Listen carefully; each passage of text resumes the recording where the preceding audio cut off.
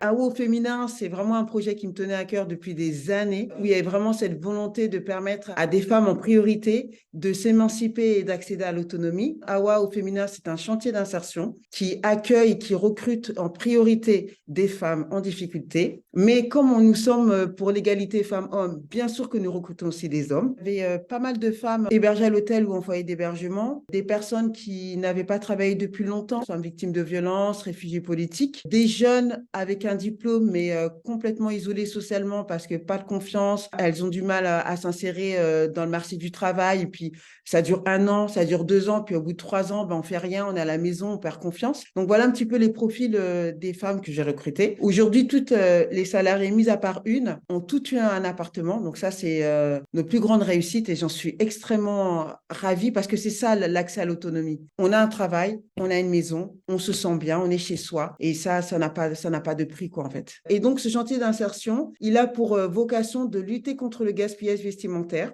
et d'insérer durablement des femmes. Donc au départ, on a démarré comment? L'objectif c'était de récupérer les invendus neufs pour les vendre dans notre boutique en ligne et très vite on s'est rendu compte que faire vivre une boutique en ligne c'était compliqué. On avait comme projet en second lieu de faire de l'upcycling et c'est l'upcycling qui a pris le dessus. On a découvert des collaborateurs avec qui on a proposé de déstructurer leurs invendus, de créer à nouveau des nouveaux vêtements en partant de leur tissu. Tout ça, ça nous a permis de développer des compétences en interne autour de la confection, autour de la broderie, la lingerie, parce qu'on a des clients qui faisaient faire à l'étranger, au Portugal, en Pologne, en Roumanie, qui avaient cette volonté de relocaliser en France. Et toute cette équipe-là a fait qu'on a pu atteindre un bon niveau en confection, même un très bon niveau. On a acquis une certaine belle réputation, je suis contente, un savoir-faire. On a commencé en octobre 2021, j'avais 10 salariés en insertion et aujourd'hui, j'ai 26 salariés en insertion avec